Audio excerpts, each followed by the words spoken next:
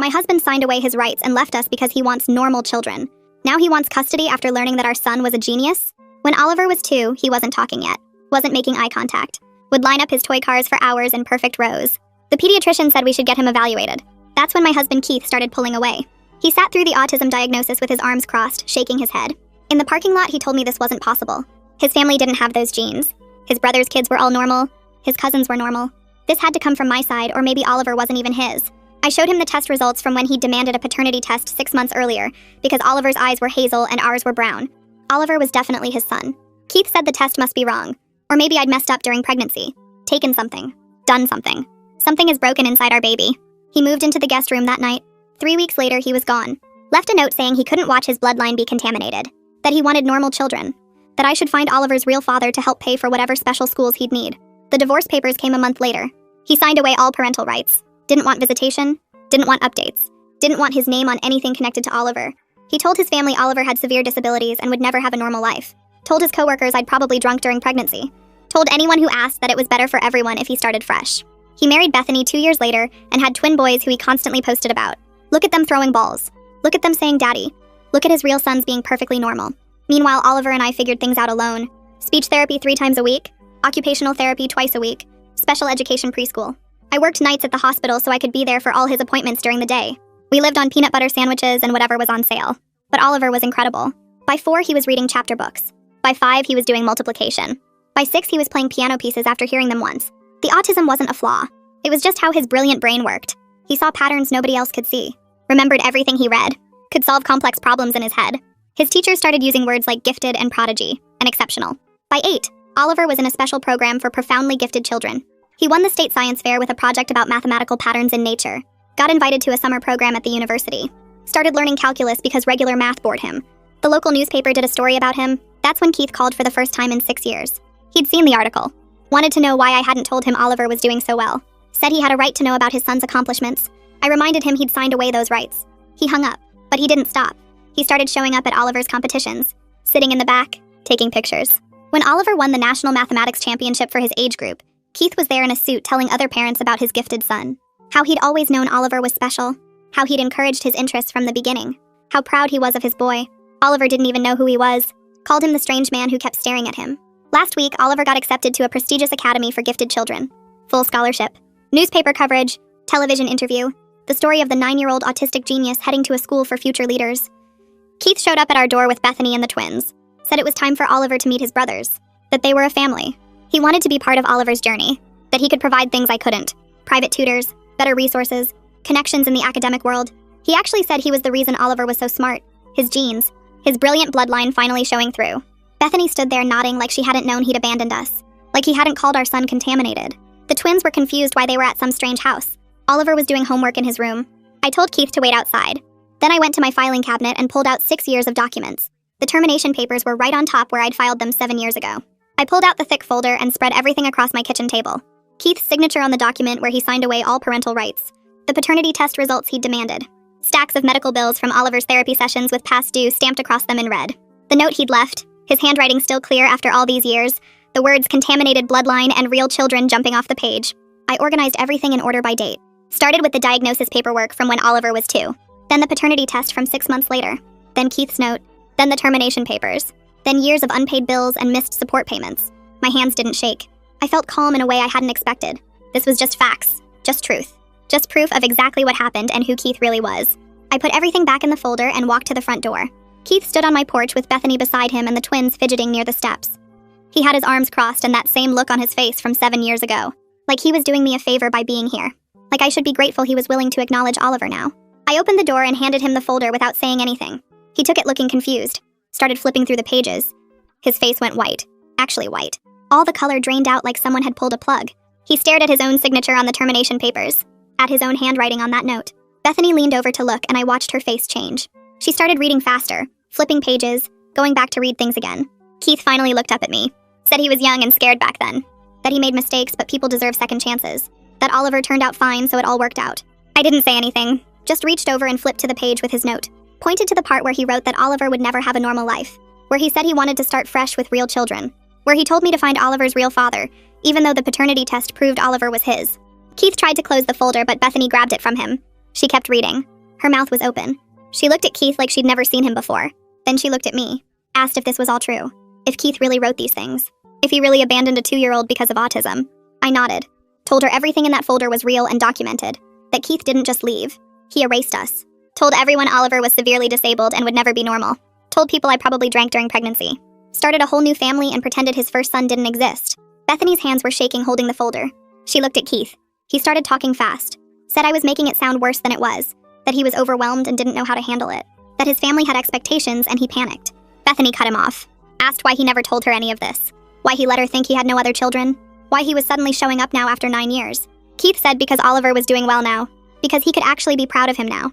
Because Oliver turned out to be gifted and special. And that was his genetics finally showing through. I felt something cold settle in my chest. Told Keith he gave up the right to call himself Oliver's father 7 years ago. That no amount of success or media attention changed what he did. That he needed to leave my home and stay away from my son. Keith's face changed. Got hard. He said he had legal rights as a biological parent. That courts favor father involvement now. That he could afford lawyers and I couldn't. That he'd fight for visitation and custody if he had to. The twins started crying. They'd been quiet this whole time, but now they were sobbing. They'd never heard their dad yell like this. Never seen him angry. Bethany bent down trying to comfort them, but they were scared and confused. I stayed calm. Told Keith to have his lawyers contact me. Then I stepped back and closed the door while he was still talking. Locked it. Walked to the living room window and watched through the curtain. Bethany was loading the twins into their car. They were still crying. Keith stood on my porch looking at the documents. He tried the doorbell twice, but I didn't answer. Finally, he walked to the car. Bethany was already in the driver's seat. They sat there for a few minutes. I could see them arguing. Then Bethany drove away with Keith still holding the folder. I heard Oliver's door open. He came out of his room with his math book. Asked why there were people yelling. Why someone was ringing the doorbell so many times. I looked at my 9-year-old son who didn't know his biological father existed. Who'd grown up with just me. Who was brilliant and kind and perfect exactly as he was. I sat down on the couch and patted the spot next to me. Told him we needed to talk about something important. Oliver sat down still holding his math book. He looked at me with those hazel eyes that had started this whole thing. I took a breath. Told him the man at the door was the person who helped make him. But that person left when Oliver was very small. Decided he didn't want to be a parent. Oliver processed this the way he processed everything. Asked if that made the man his biological father. I said yes. He asked why the man left. I said because Oliver was different in ways the man didn't understand. Oliver thought about this. Asked if it was because of the autism. My heart broke having to say yes. That was exactly why. Oliver was quiet for a long time. Just sat there thinking. Then he said that sounded like the man's problem, not his. That if someone couldn't handle different kinds of brains, that person probably wasn't very smart. I almost laughed. Almost cried. Did neither. Just pulled Oliver close and held him. He let me for about 10 seconds before he squirmed away and opened his math book. Asked if he could finish his homework now. I said yes. Watched him walk back to his room like nothing had happened. Like the world hadn't just shifted. But I guess for Oliver it hadn't. He'd never known Keith. Never missed him. Never needed him. We'd been fine for 7 years. We'd be fine for 7 more. For 70 more. Whatever came next, we'd handle it the same way we'd handled everything else. Together. That night I can't sleep. I keep hearing his voice saying he could afford lawyers and I couldn't. Kept seeing his face when he threatened to fight for custody. At 2 in the morning, I'm on my laptop searching terminated parental rights. And can they be reinstated? Every website says something different. Some say it's permanent. Others say courts can reverse it if circumstances change. I find cases where fathers came back after years and got visitation. Cases where judges said kids deserve relationships with both parents. My chest gets tight reading these stories. I click through pages and pages of legal documents and forum posts from other parents. By 4 in the morning, I have 20 browser tabs open and no clear answers. Just more fear. Oliver has school in 6 hours. I should sleep, but I can't stop reading. One website mentions support groups for single parents. I bookmark it. Another talks about family law attorneys who do payment plans. I write down 3 names. The sun comes up and I'm still at my laptop with cold coffee and a list of lawyers to call. I hear Oliver's alarm go off. Get up and make him breakfast like everything is normal. He eats his cereal and talks about a math problem he wants to solve. I smile and nod and my mind is somewhere else entirely. After I drop him at the school, I sit in my car and call the first lawyer on my list. They want a $5,000 retainer. I don't have $5,000. The second lawyer doesn't take payment plans. The third one is Lars. His secretary asks what kind of case and I say parental rights termination. She puts me on hold. When Lars gets on the phone, his voice is calm and steady. I explain the situation as quickly as I can. He asks if I have documentation. I say yes, lots of it. He says he can see me at 2 that afternoon. Bring everything. I spend the morning organizing every paper in that filing cabinet. The termination documents, the paternity test, medical bills with Keith's name crossed out and refused to pay written in red, the note he left, printouts of his social media posts about his perfect twin boys, screenshots of him at Oliver's competitions pretending to be proud. I put it all in a folder in order by date. A complete timeline of abandonment. Lars's office is in a building downtown that needs new carpet. His waiting room has old magazines and a coffee maker that looks like it hasn't been cleaned in months. But when he comes out to get me, his handshake is firm and his eyes are kind. He leads me to his office and gestures to a chair. I sit down and hand him the folder. He opens it and starts reading. Doesn't say anything for a long time. Just reads page after page. His expression doesn't change, but I see his jaw tighten when he gets to the note about contaminated bloodlines. He closes the folder and looks at me. Tells me Keith's termination is ironclad. The legal term is voluntary relinquishment of parental rights. Keith signed it knowing exactly what he was doing. For it to be reversed, he'd have to prove he was forced or mentally incompetent when he signed. Lars taps the folder. This documentation shows he was neither. He was cruel and deliberate. But that's actually good for my case. I feel something loosen in my chest. Lars keeps talking. He explains that Keith could still file a motion to reinstate his rights. Any parent can file anything. But given this documentation and 7 years of zero contact, no judge would grant it. The courts want stability for children.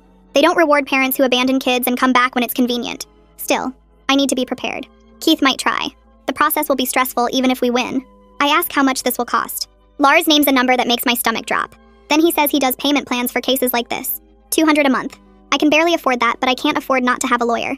I tell him yes. He pulls out paperwork and I sign it. He says he'll file documents immediately to formally oppose any attempt Keith makes. Creates a legal record that I'm protecting Oliver's interests. We're getting ahead of this. I leave his office feeling like I can breathe again. Not all the way, but enough. 3 days go by. Oliver goes to the school. I go to work. We eat dinner and do homework and everything feels almost normal. Then Lars calls. Keith's lawyer sent a letter. Lars emails me a copy and I read it on my phone. The letter claims Keith was suffering from untreated depression when he terminated his rights. That he wasn't in his right mind. That he's been in therapy for years and is now stable and ready to be a father. That he wants to establish a relationship with his son for Oliver's benefit. It's all lies, but it sounds good on paper. I call Lars back. He says it's a predictable strategy and it has no legal merit. Keith's own documentation proves he was thinking clearly. He got remarried, had more kids, built a whole new life. That's not the behavior of someone mentally incompetent. I ask about the depression claim. Lars says even if it were true, depression alone doesn't make someone incompetent to sign legal documents. And Keith never sought to reverse the termination until Oliver became successful. That timing tells the real story. Then Lars tells me about the second part of the letter. It threatens to sue me for defamation if I tell anyone about Keith's past actions. Claims his reputation and career could be damaged. Lars actually laughs. Says truth is an absolute defense against defamation. If I tell people what Keith did and I can prove it's true, there's no case. And we can prove every word. The documentation is solid. But the threat tells us something important. Keith is worried about his image. That's leverage. I hang up and stare at my phone. Keith isn't just trying to get access to Oliver. He's trying to control the narrative. Make sure no one knows what he really did. I think about Oliver's new academy. About the security protocols and the intake forms that list no father. Keith could show up there. Could try to claim parental rights to the staff. I need to warn them. I call the academy and ask for Rita. She's the director. We met during Oliver's acceptance interview. When she gets on the phone, I explain the situation. Keep it brief and factual. My ex-husband terminated his parental rights 7 years ago. Now he's trying to come back. He's made threats about lawyers and custody. I'm worried he might try to show up at the academy claiming he's Oliver's father. Rita's voice goes professional and serious. She takes notes, asks questions, tells me their security protocols are strict. No one gets access to students without proper authorization. She'll flag Oliver's file, add notes about the situation.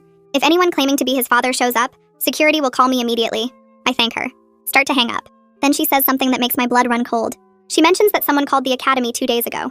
A man asking about parent involvement opportunities, volunteering to speak to students about encouraging gifted children, talking about his own son who'd be attending. She thought it was odd because Oliver's intake forms list no father. She didn't connect it at the time, but now she's wondering if that was him. I ask what name he gave. She checks her notes. Keith Morgan. My hands start shaking. He called them 2 days ago. Before his lawyer sent the letter. Before any of this became official. He's already making moves. Already inserting himself into Oliver's new life. I thank Rita again and hang up. Sit there in my car outside the hospital where I work. Everything clicks into place. Keith isn't trying to reconnect with Oliver. He's trying to reconnect with Oliver's success. The newspaper article made Oliver visible. The TV interview made him famous. Keith wants to be visible too. Wants to stand next to the genius kid and take credit. Tell everyone about his brilliant genes and his proud fatherhood. He's already rewriting history on social media. Now he wants to rewrite it everywhere else. At the academy, at future competitions, in every article and interview. He wants to be the dad who always believed in his gifted son. And he'll use lawyers and threats and whatever else it takes to force his way into that story. My phone rings before I can start the car. Unknown number. I almost don't answer, but something makes me pick up. A woman's voice asks if this is Oliver's mom. I say yes and ask who's calling. She tells me it's Heidi Morgan, Keith's sister. I haven't heard from her in 5 years. My hand tightens on the steering wheel. She says she saw Keith's social media posts about his gifted son, and she knew immediately he was talking about Oliver. Her voice shakes when she tells me she's disgusted by his lies. She saw the newspaper article, saw the TV interview, watched Keith commenting on everything like he'd been there all along. She wants me to know she remembers what really happened. Remembers Keith saying Oliver was broken. Remembers him walking away and never looking back. I sit there listening and don't know whether to trust her. She's his family. But she keeps talking. Tells me Keith's been posting for weeks now. Telling everyone Oliver lives with his mother but they co-parent. That he's been involved all along. That his genetics are the reason for Oliver's gifts. She sounds angry. Really angry. Says she wants to help me set the record straight. I tell her I don't know if I can trust any member of Keith's family. There's silence on the line. Then she says she understands, but she's going to send me screenshots anyway. She hangs up before I can respond. 2 minutes later, my phone starts buzzing with incoming messages. Screenshot after screenshot of Keith's Facebook posts, Instagram stories, Twitter threads. I scroll through them and feel sick. He's posting old baby photos of Oliver that he must have kept all these years. Photos I forgot he even had. There's Oliver at 6 months with his toy cars. Oliver at 18 months reaching for a book. Keith's captions make me want to throw my phone. My brilliant boy showing early signs of his gifts. So proud of how far he's come with my support. Watching my son grow into a genius has been my greatest joy.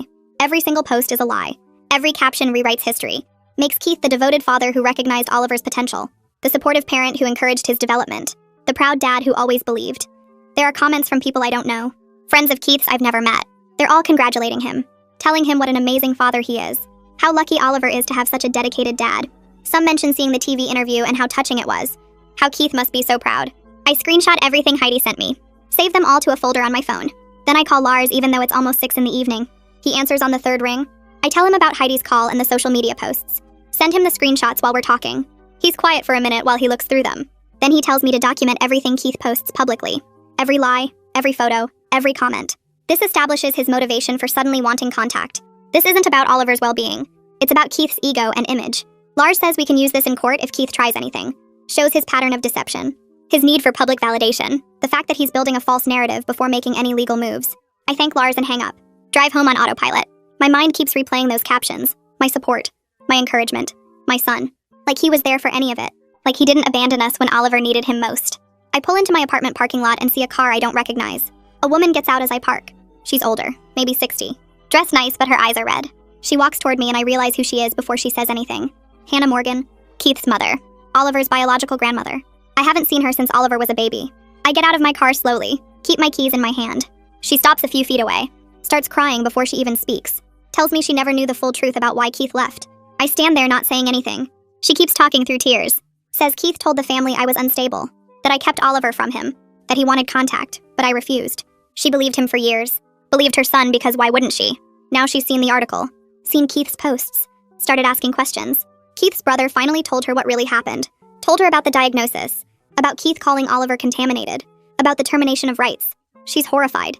Keeps saying she didn't know. She asks if she can have a relationship with Oliver. Says she knows she has no legal right. No claim to him after missing 7 years of his life. But she's hoping I'll consider it. She wants to know her grandson.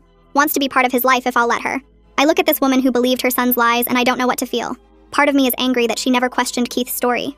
Never tried to find out the truth. But she's here now. Crying on my doorstep. Admitting she was wrong. I tell her I need time to think about it. Need to discuss it with Oliver. She nods and wipes her eyes. Pulls out a card with her phone number and email address. Hands it to me with shaking fingers. Thanks me for even considering it. She walks back to her car looking smaller and older than when she arrived. I watch her drive away. Stand in the parking lot holding her card. Go inside and find Oliver at the kitchen table doing math problems. He looks up when I come in.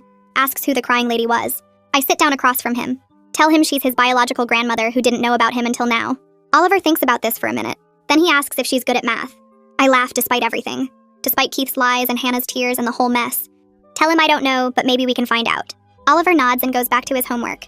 Like meeting his grandmother is just another interesting fact to process. 3 days later, Lars calls with news I was expecting but still dreading. Keith filed his motion to reinstate parental rights. The paperwork claims he's now financially stable. Married with a proper home. Able to provide opportunities I cannot.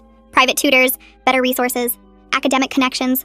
Everything he said on my doorstep, but now in legal language. Lars tells me he was right that Keith would try this. Now we have to fight it in court. The court date gets set for 6 weeks out and Lars calls me the next morning with a list of what he needs. Character witnesses who can talk about my parenting and Oliver's needs. Every piece of documentation from Oliver's therapy sessions over the years.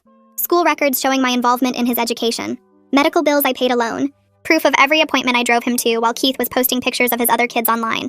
I spend the weekend pulling together 7 years of my life in folders and binders. Speech therapy progress notes from when Oliver was 3. Occupational therapy evaluations. IEP meetings where I sat alone while other kids had both parents. Report cards, teacher conferences, piano recital programs, science fair ribbons. Everything that shows I was there for every single moment while Keith pretended Oliver didn't exist. Lars reviews it all in his office on Monday and tells me this is exactly what he needs. The evidence speaks for itself. I want to believe him, but I'm scared of standing in front of a judge and having Keith's lawyers twist everything. They'll They'll make me look like I'm keeping a father from his child. Like I'm bitter about the divorce and using Oliver as revenge. Like Keith's sudden interest is genuine and I'm the one being cruel. Lars sees my hands shaking as I stack the folders and he stops me. Tells me facts and documentation will speak louder than Keith's emotional manipulation. The judge will see the termination papers Keith signed voluntarily. The years of zero contact. The lies he told his family. The timing of his return matching Oliver's media coverage. We have the truth on our side. And that matters more than whatever story Keith's lawyers try to sell. I nod, but the fear doesn't go away. Rita calls me that evening and asks if I have a minute to talk. She says she heard through the Academy's legal department that there's a custody situation developing, and she wants to offer her help. She's willing to testify about Oliver's needs and the importance of stability in his life, especially as he transitions to the Academy. She's dealt with similar cases before, and knows how disruptive parental conflict can be for gifted children. Oliver needs consistency and security to thrive, not chaos from a stranger trying to force his way into Oliver's life for publicity. I thank her and tell Lars the next day. He adds her to the witness list immediately. Her professional expertise will carry weight with the judge. 2 days later, I take Oliver to the library for his Tuesday math tutoring session. We're walking up the steps when I see Keith's car in the parking lot. He's sitting behind the wheel watching the entrance. Doesn't get out, doesn't approach, just sits there making sure we see him. Oliver notices and asks why that man is here again. I take Oliver inside and text Lars from the children's section while Oliver works with his tutor. On Saturday, we go to the park for our usual weekend walk.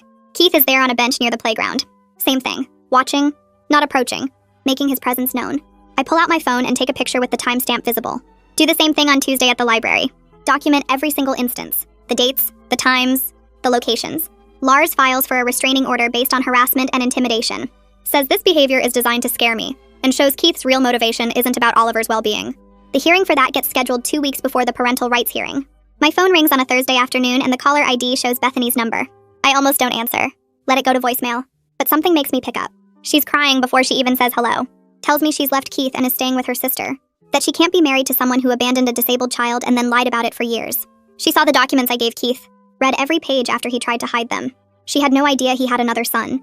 He told her before they got married that he'd never been a father before. That the twins were his first children. Everything was a lie. She kept asking him questions and he kept changing his story until finally he admitted the truth. Admitted he signed away his rights because he didn't want an autistic kid.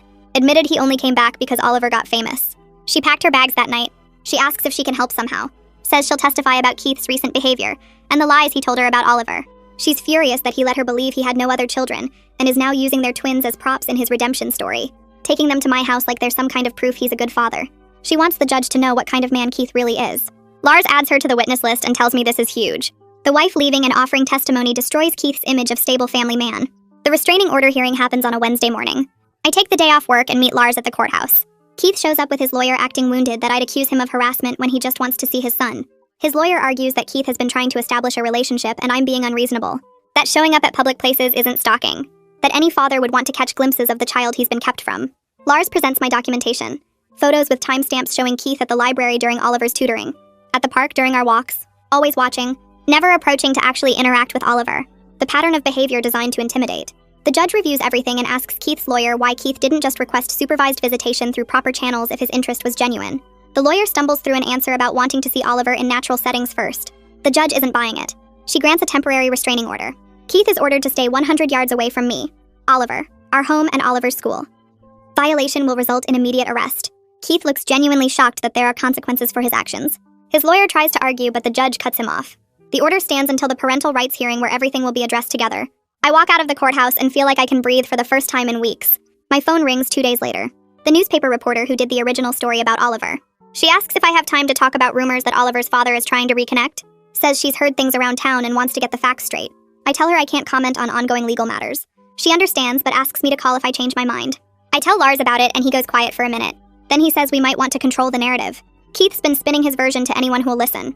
Maybe it's time people heard the truth. I spend 2 days thinking about what Lars said. Looking at Oliver doing his homework at the kitchen table. Watching him line up his pencils in perfect rows before starting each problem. He's so focused on the math he doesn't notice me staring. I think about Keith telling everyone his version of the story, making himself look good while Oliver and I know the truth. The reporter's card sits on my counter where I left it. On the 3rd day, I call her back and say I'll do the interview. She comes to my apartment that afternoon with a recording device and a notepad. I show her everything. The termination papers with Keith's signature, the paternity test results, the note where he wrote about contaminated bloodlines, the medical bills he refused to pay, the documentation of every therapy appointment I took Oliver to alone. She takes photos of the documents and asks questions about the timeline. I tell her everything in a flat voice because if I let emotion in, I might start crying and never stop. She asks if she can quote directly from Keith's note, and I say yes. The truth needs to be public exactly as it happened. The article runs 3 days later on the front page of the local section. The headline reads, "Father who abandoned autistic son returns after boy becomes prodigy." There's a photo of Oliver from the Academy announcement next to excerpts from Keith's termination papers. The reporter included the part where Keith wrote that he wanted normal children and couldn't watch his bloodline be contaminated. She quoted his lawyer's letter claiming depression, but contrasted it with evidence that Keith was posting about his perfect twins during the same time period. The article includes statements from teachers about Oliver's brilliance and my years of single parenting through therapy and special education. By noon, my phone won't stop buzzing. Text messages from people I haven't talked to in years saying they had no idea. Emails from other parents of autistic kids thanking me for speaking out. The newspaper's website crashes from traffic and they have to bring the servers back up. Someone shares the article on social media and it spreads everywhere. Comments flood in calling Keith every name you can think of. People find his social media accounts and leave messages on every post about his twins, asking how he can be such a good dad to them when he abandoned his first son, pointing out his lies about being involved in Oliver's life, screenshotting his old posts where he talked about his perfect normal boys and asking what he meant by normal. The autism community rallies hard, parents sharing their own stories of partners who left after diagnosis, advocates talking about the harm of viewing autism as contamination, teachers and therapists weighing in about the damage Keith's attitude causes. By the next morning, the story has been picked up by regional news outlets. Then a national parenting website runs a piece about fathers who abandon disabled children. Keith's name is everywhere. His employer's social media gets tagged in hundreds of comments asking how they can employ someone who abandoned his autistic child. The company releases a statement saying they take family values seriously and are conducting an internal review. Keith gets put on administrative leave pending the investigation. His LinkedIn profile gets flooded with comments. His professional reputation is destroyed in less than 48 hours. Bethany's divorce filing becomes public record, and a legal blog picks it up because she cited his deception about having another child and his character issues as grounds. The filing includes her statement that she cannot remain married to someone who abandoned a disabled child and lied about it for years. People start connecting the dots that Keith's perfect family image was built on abandoning his first son. Hannah calls me on a Thursday afternoon. Her voice is shaking when she says she's ashamed of what her son did. She read the article 3 times and cried through all of it. She wants to support Oliver and me however she can. I ask if she's willing to testify at the parental rights hearing about Keith's history and the lies he told the family. She says yes immediately.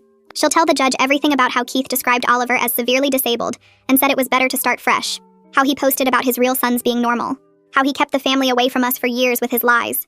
I thank her, and we agree to meet the following week so Oliver can get to know his grandmother properly. Lars gives me the name of a therapist who works with gifted children dealing with family issues. Justin Byers has an office downtown in a building with a coffee shop on the first floor. I take Oliver there on a Saturday morning and we sit in a waiting room with puzzles and books. Justin comes out to meet us and he's younger than I expected with an easy smile. He takes Oliver back to his office while I wait. They're in there for an hour. When they come out, Oliver looks calm and tells me Justin has a Rubik's Cube collection and they talked about pattern recognition. Justin asks to speak with me alone for a few minutes. He says Oliver is handling everything remarkably well, using his logical thinking to separate Keith's actions from his own worth. Oliver understands that Keith's rejection says something about Keith, not about Oliver. But Justin wants to see Oliver regularly as things progress. Even though Oliver processes things logically now, his understanding will deepen as he gets older. We should plan for ongoing support as he develops emotionally and socially. I schedule weekly appointments and feel relieved that Oliver has professional help navigating this mess. The week before the parental rights hearing is supposed to happen, Lars calls me at work. Keith's lawyer contacted him about withdrawing the motion. Keith wants to avoid the public hearing where Hannah and Bethany would testify, and more details would become part of the court record. His reputation is already in pieces, and a hearing would finish the job. Lars says we can agree to withdrawal, but only under specific conditions. Keith has to sign an enhanced termination agreement that includes provisions against any future attempts to reinstate rights. He has to acknowledge in writing that his previous termination was voluntary and informed, not the result of depression or coercion.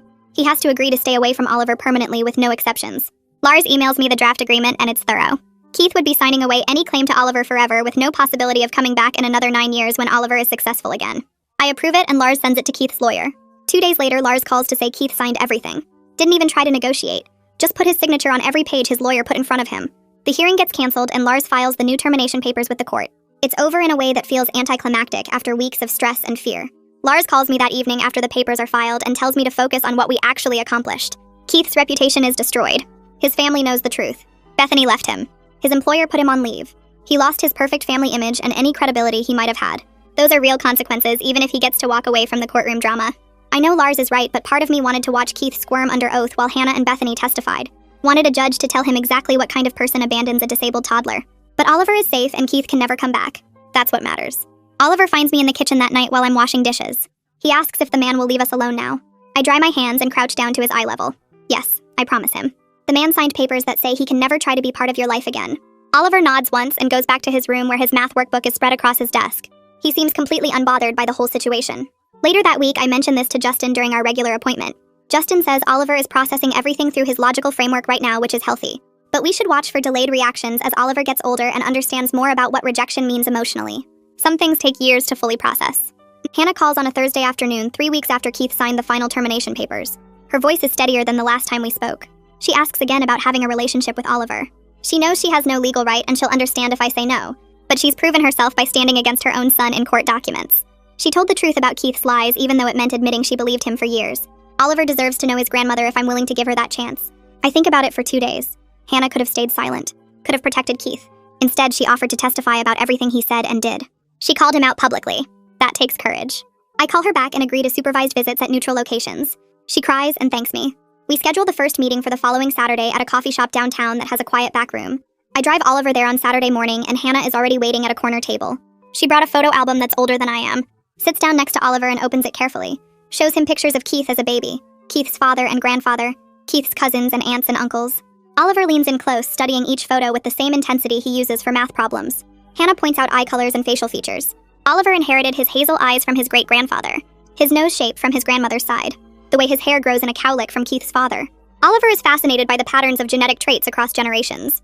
Asks Hannah questions about dominant and recessive genes. She doesn't know all the scientific answers, but she knows the family stories. Who looked like who? Which traits skipped generations? Oliver touches the old photos gently and asks if he can see them again sometime. Hannah's eyes fill with tears, but she keeps smiling. She becomes a regular presence in our lives after that. Visits twice a month on Saturday afternoons. Calls every Wednesday evening to hear about Oliver's week and his progress at the school. She's careful about boundaries. Never pushes for more time. Never makes excuses for Keith, or tries to explain away what he did. Just focuses on building a relationship with Oliver based on who they are now. Oliver likes her. Tells me she's good at remembering details about his projects and asking smart questions. Rita calls me at work on a Tuesday in late October. The Academy board met yesterday and discussed how I handled the situation with Keith. They were impressed by my advocacy for Oliver, and my ability to navigate complex family dynamics while prioritizing his needs. The board wants to offer me a position in their parent liaison office. The job involves helping other families transition to the Academy, connecting them with resources, and supporting parents through challenges. The pay is better than the hospital. The hours are during the day. I'd be home every evening with Oliver. I tell Rita I need to think about it, but I already know my answer. I call her back the next morning and accept. Give my 2 weeks notice at the hospital that afternoon. My supervisor understands. Says I've been working nights for 7 years and it's time for something better. The last night shift I work feels different, knowing I'll never have to do this again. Never have to leave Oliver sleeping while I drive to the hospital in the dark. Never have to survive on 3 hours of sleep between his morning routine and my evening shift. I can finally stop running on empty. Bethany's divorce from Keith is finalized in November. She gets primary custody of the twins with strict provisions about Keith not disparaging Oliver or his mother in front of the boys. A few days later, an envelope arrives at my apartment. Inside is a note from Bethany on cream-colored paper. She apologizes for her part in the situation, for standing in my doorway acting like she didn't know what Keith had done, for not questioning his story earlier. She hopes Oliver is doing well and says the twins will know the truth about their half-brother when they're old enough to understand. 6 months after Keith's failed attempt to reinstate his rights, Oliver wins another national mathematics competition. This one is for students under 12 and he's the youngest competitor by 2 years. The local newspaper covers it. The education reporter interviews Oliver about his problem-solving strategies, takes photos of him with his trophy. The article runs on the front page of the Metro section. No one asks about his father. No one mentions the controversy from months ago. Keith stays completely silent on social media, doesn't post the article or take credit or show up claiming pride. He's finally gone from our lives the way he should have been all along. I buy 3 copies of the newspaper, frame one of them and hang it on the living room wall next to Oliver's acceptance letter to the Academy. Stand back and look at what we've built together over 9 years. The walls of our small apartment are covered with evidence of Oliver's achievements and the life we created just the two of us. Academy,